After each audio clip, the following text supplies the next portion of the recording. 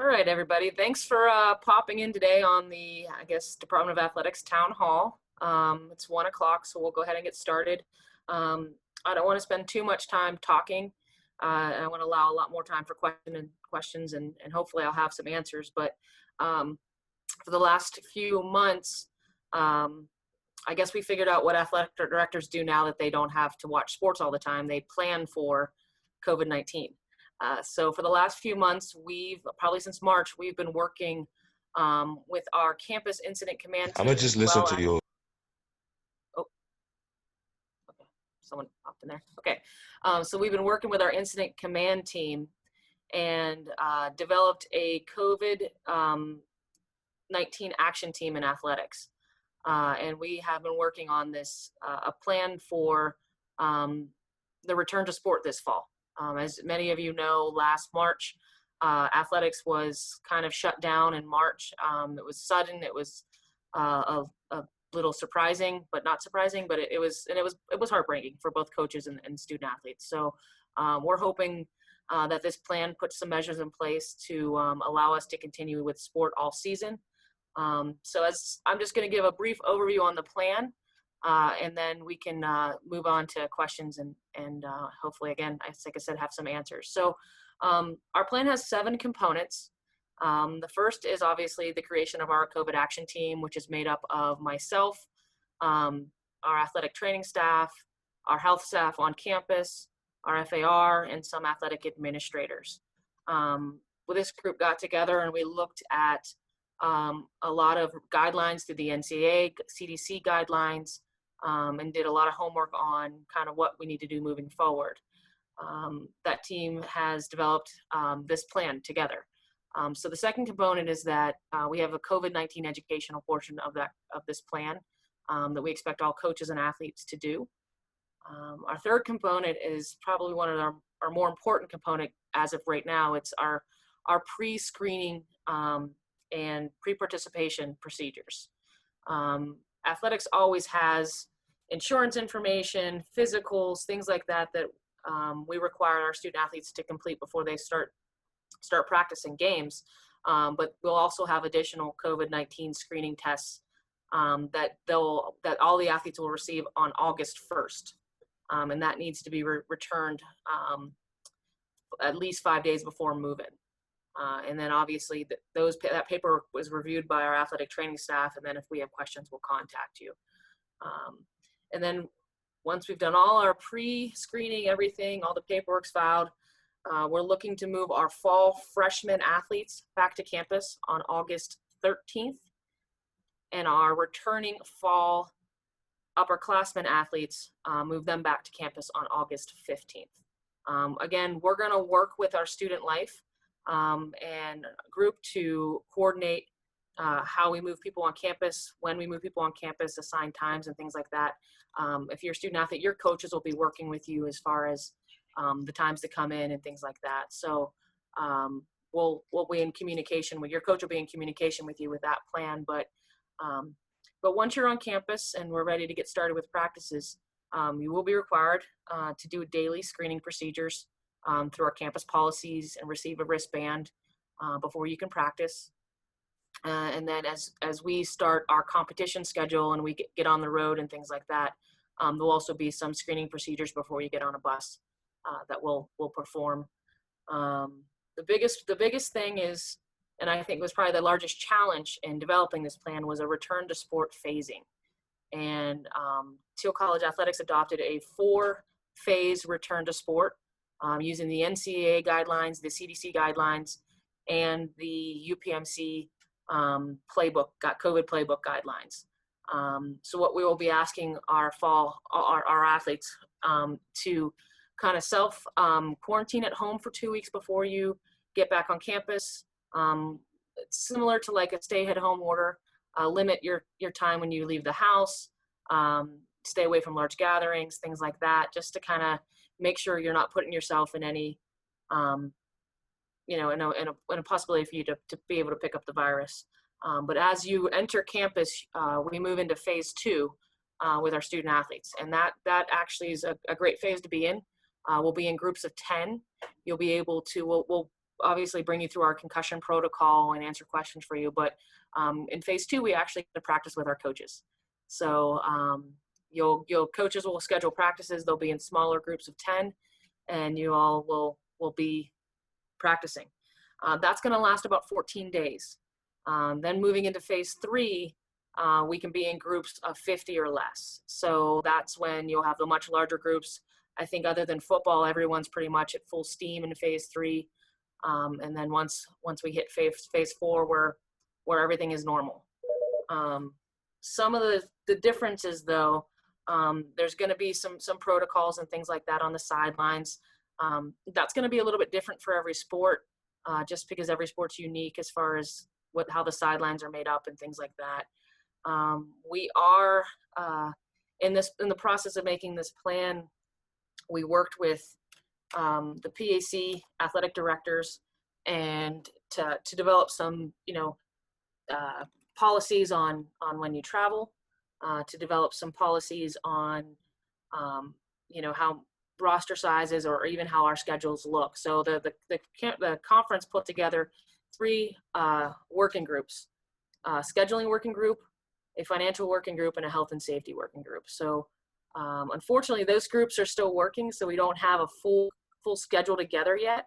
But it's getting close, and I think it's going to be a really good playing season for our fall athletes. One that allows us to get enough competition and be able to enjoy our sport. Also puts the health and safety too at the forefront. So getting back to the plan, the component 6 will be our illness protocol. Obviously, if you're not feeling well, we do not want you to come to practice. And we'll send you, obviously we're going to send you to our health services or have you call your doctor and things like that. But that's obviously in this plan. And then we actually have a plan for each one of our facilities. We'll have to reduce, you are going to see some changes in the fitness center. You're going to see some changes as we go to watch games. We want to practice social distancing. We want to make sure we are keeping our distance from people, but still able to enjoy the things that we want to do, which is watching our athletes and watching games. So still working some of the logistics out as far as how the fitness center is going to go. We will see some reduced capacity and reduced hours, but we want to also still provide the opportunity. So I'm going to let you all fire away with some questions now. That's just a brief overview. Your coaches and myself will be in contact with a lot of people as we move forward with this plan. But I just wanted to give you guys kind of something, some information on what we've been actually doing. So go ahead and fire off some questions. I don't know how this is going to work, but.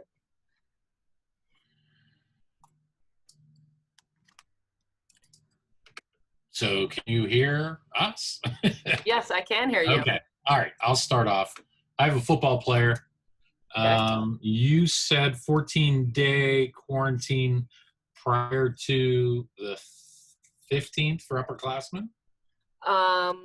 Yeah, so essentially starting August 1st. So they have to terminate their jobs, their summer No, jobs? they can still do that. Just limit I don't have the exact wording in front of me, but it's hold on, let me scroll down here. I have it. There we go.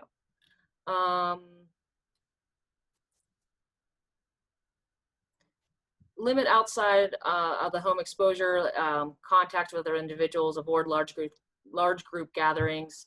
If outside exposure is necessary, please, and other things, keep practicing social distancing, keep wearing a mask, don't go to a concert, things that we don't want them to kind of set themselves up to, increase their chances of exposure. So I think the best way of saying it is we want you to avoid the possibility of being exposed. So if there are things that you've been doing in your daily routine that you've been wearing your mask and doing the things you have to do, working, that's normal, but we prefer that you not attend a rock concert. Okay. That's kind of tough these days anyway. Yeah. Well, some people are pulling some stuff off, so. Yeah, for sure. Okay, that's all I have right now. Let somebody else go. Hi, this is Mrs. Krieger. I wanted to ask if the parents will be able to come see the kids play or run or whatever the sport is? We're still working the logistics out on spectators. Honestly, within the state health department, right now we are limited to 250, and that is including the athletes, which, depending on which sporting event you are at, can limit the number of spectators that we can have. So I do believe Governor Wolf's plan said there could be additional information moving forward. So we're not ready to make a no spectator rule or this kind of spectator rule yet. We want to get some more information before we decide what we're going to do with spectators. But I will say we're going to ask people to wear masks. We're going to ask people to keep their social distance. We're going to ask them to kind of allow our athletes to come off the field and get themselves ready to go, because we want to obviously limit your exposure as well. So we'll have a spectator policy and things like that. We just don't have enough information yet, and we think things will change moving forward, just with what we read in the news, and we definitely hope that we can have spectators, and we think it's a really good experience for our student athletes. Okay, thank you. I had one other question. Are you doing anything to encourage students that are on the same team to room together, and how is that whole connection being established? We're working with Student Life. I mean, I know typically upperclassmen, because they can pick their own roommates, do that. But we haven't talked a whole lot about what we're doing with our first year. That's kind of something we're still in discussion about with our housing group. So I don't know, it makes a lot of sense to want to do that, but then you obviously don't want to lessen the experience for the student. So they're always, with the same cohort group. But I guess at this point, when they're pandemic, they're going to have to be. So we're still working through that process. I can't give you a full answer about that now. Hi, my name is Anne Marie. I have two questions. How does this plan affect the support staff for the different fall teams? So for instance, my child is a water girl for the football team. Are you going to be limiting those positions? We are not going to eliminate those positions. We may change the structure of what those positions do.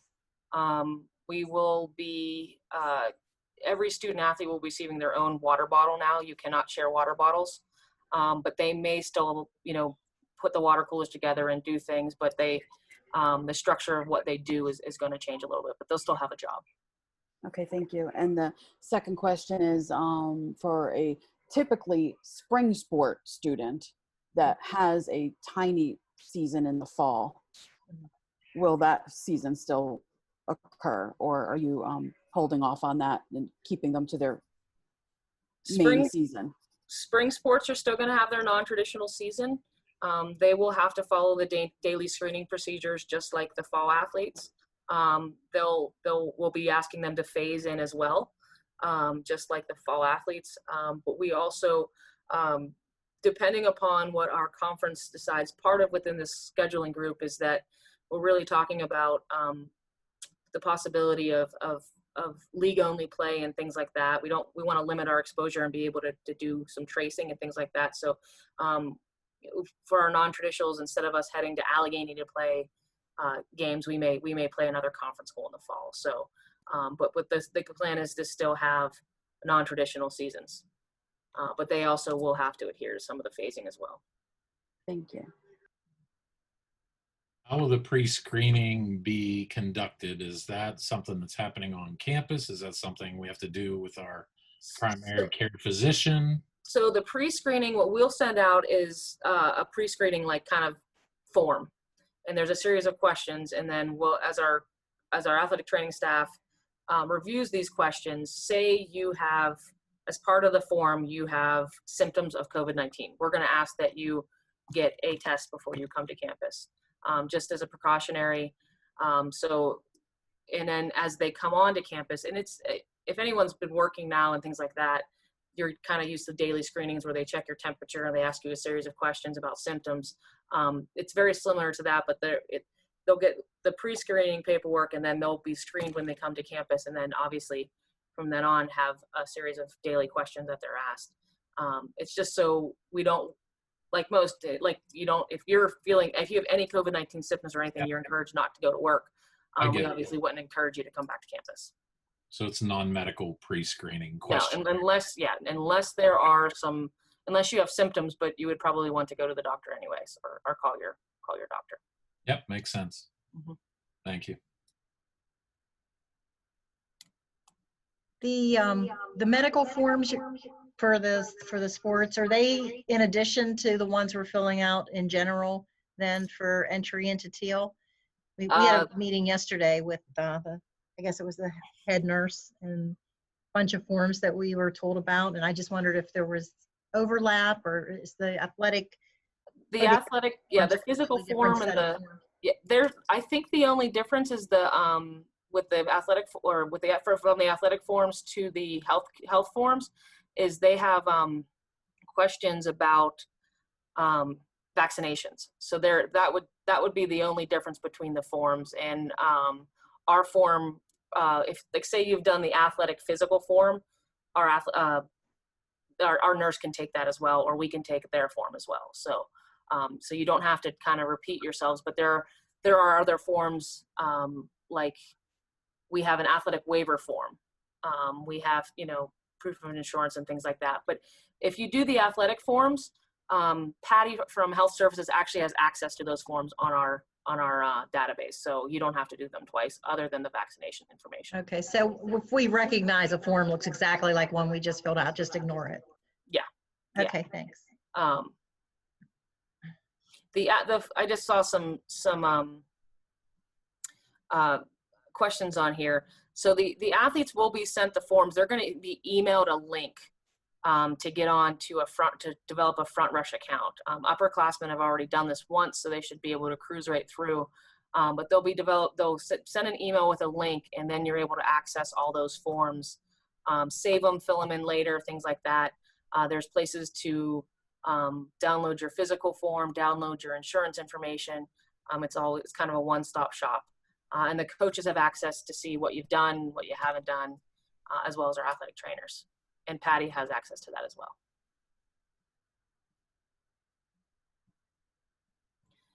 How will the process be different for first-year student athletes commuting? We'll set up a time for the kind of the early arrival for the fall athletes and for the returning athletes is to allow us to process concussion paperwork and kind of make sure all our health paperwork's completed. So we'll schedule a time for any commuters to come in.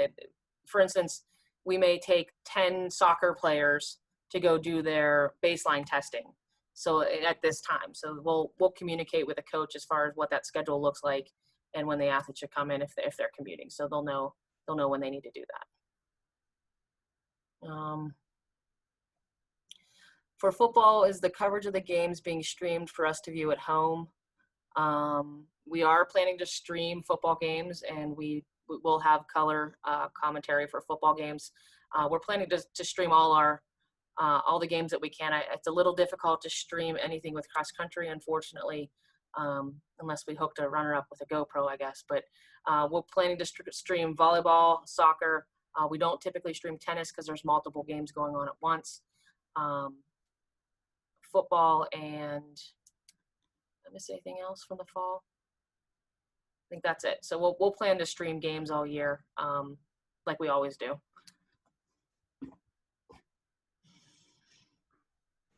I think I have all the written questions. Does anyone else have questions? So do we have any sense of what football camp is going to look like yet, since classes are starting a week earlier than they normally would? It's not going to be a normal football camp kind of year. It's going to be more like when practices or when classes started. So they'll have kind of that weekend to process paperwork, and then they'll get started at their normal practice time. It's looking like we may not start typically when we typically start, so we'll have some additional days to kind of do our phasing and things like that.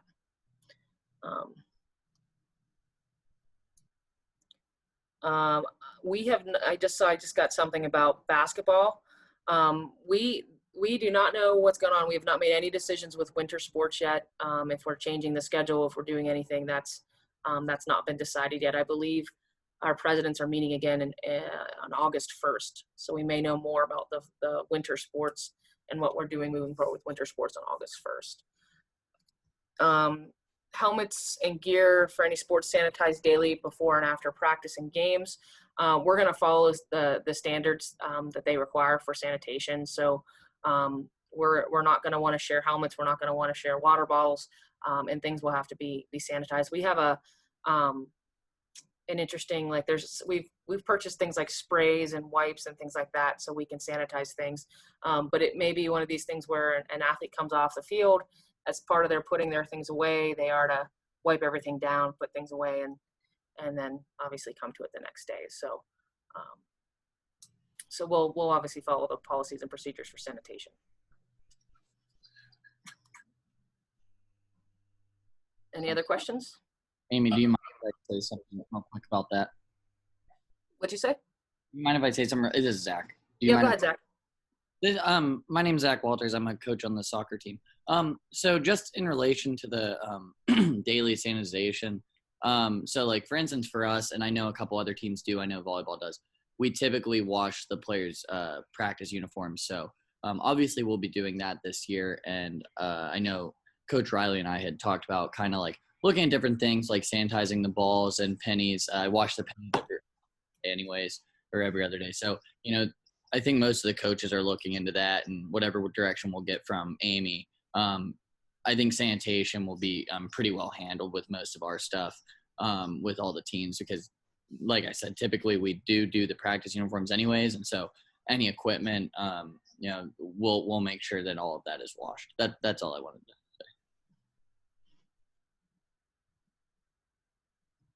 say. And Zach, are you willing to do my laundry too? I mean, I get stuff during the week.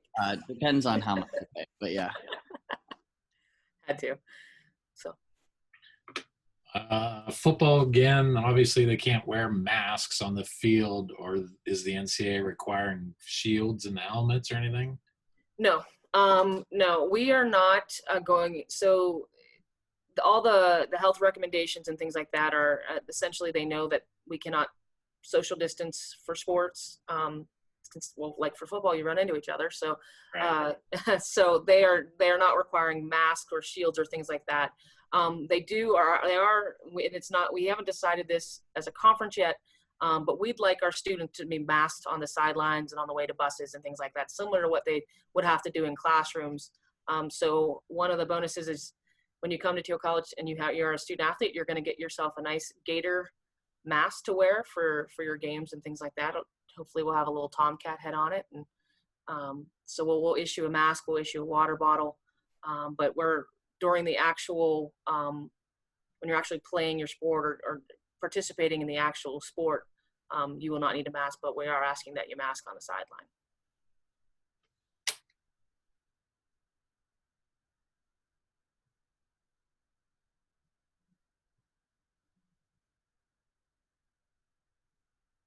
Any other questions?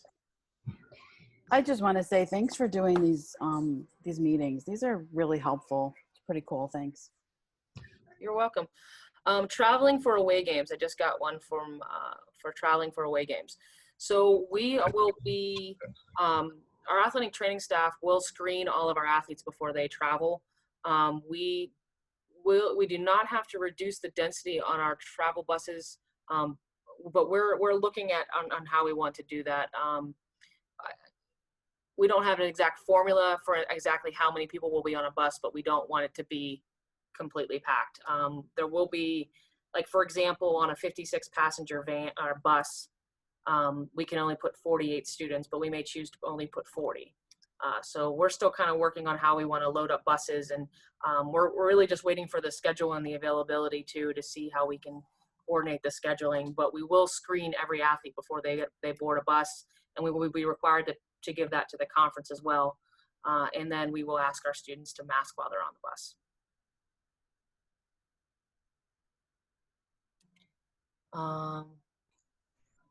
For cheer season for football, we've not really talked about cheer and masking. Randy and I, Coach Burnett and I had a brief conversation about cheerleaders and masking. So unfortunately, we don't have our policy yet. I need to learn a little bit more about the sport from him before I can let him know what we're going to do with it. But so we'll follow up as far as if the cheer and dance team have to mask during games. So our daughter is a returning volleyball player and will be flying in from Alaska. And we're just wondering, are there any additional requirements that Pennsylvania has for people flying into your state as far as quarantining or testing once you land? I know our college has a policy, so I would have to look at the policy from the overall campus policy from Mike, but I can have Coach North follow up with you on that. Okay, thank you. I appreciate it. No problem. At this time, Pennsylvania does not have a requirement for quarantine coming into the state from out of the state, but that doesn't mean there won't be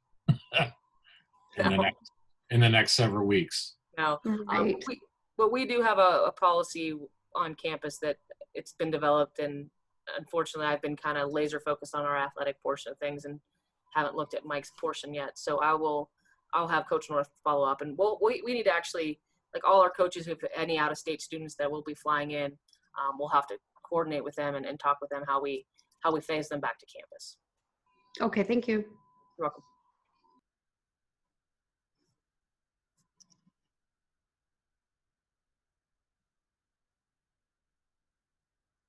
Any additional questions?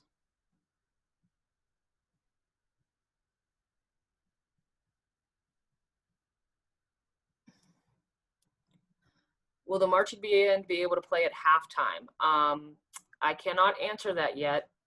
We have to look at kind of some policies and stuff. I don't oversee marching band, so I obviously would love to have them play at halftime and be able to be at our games and things like that. So we'll work with Mike McKinney oversees marching band, so we'll work with Student Life on how we coordinate with that. And again, it's not a particular thing I'm familiar with, so I'll have to obviously talk with our coach and get a little guidance on how they would structure that. The training room. So the training room will be different. We will have some different hours. We do have to, unfortunately, in a lot of in our classrooms, in our facilities, we will have to reduce capacity. So we will have, Connor and I have talked about, if you come in for treatments and things like that, everything's got to be scheduled. So we know, one, who's in and out of that space. We are setting the athletic training room up to be social distance, so we're moving tables around. You won't be next to the person getting STEM. You'll be further apart. Our taping tables won't be stacked on each other. They'll be every other table, things like that. So there'll be a different structure within the training room. We'll coordinate with the athletes, but they're going to have to probably make schedule a time for treatments and things like that. Right now, it's with our training room before COVID. You can kind of walk in, grab a trainer, do what you got to do. But we've got to talk about if we have an athletic trainer, do they work with this team, and this team, and that's it. So there'll be some policies and procedures regarding the training room, but everyone will get that. So you'll see kind of how Connor and the group's running the show down there.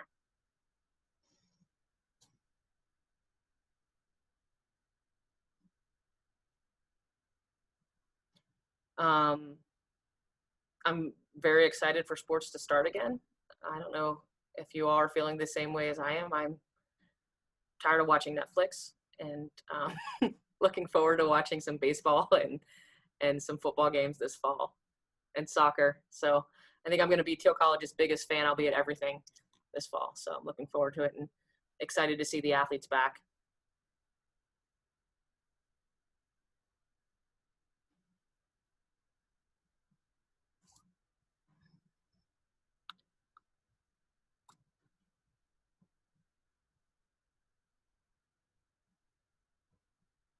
We'll see you, Mary Teresa. Thank you all for showing up today. I mean, I'm going to probably throw it out one more time. Does anyone else have additional questions? I hate to keep people on if they've got things to do. It's a beautiful day out there.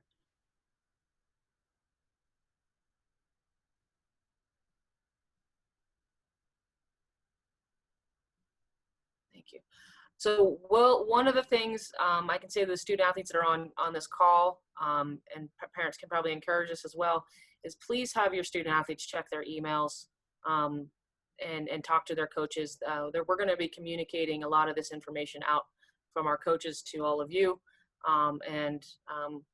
If you've got questions, feel free to give me a holler. My email and phone number are on the website.